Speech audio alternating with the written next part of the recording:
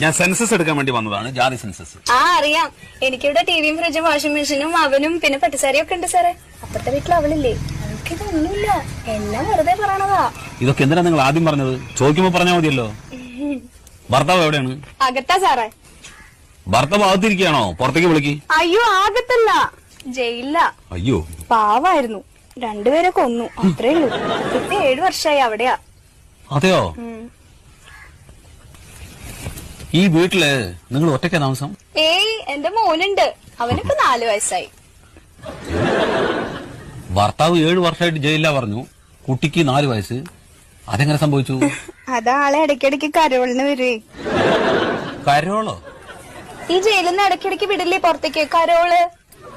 Parole? ചില സ്ഥലത്ത് അങ്ങനെയും പറയും.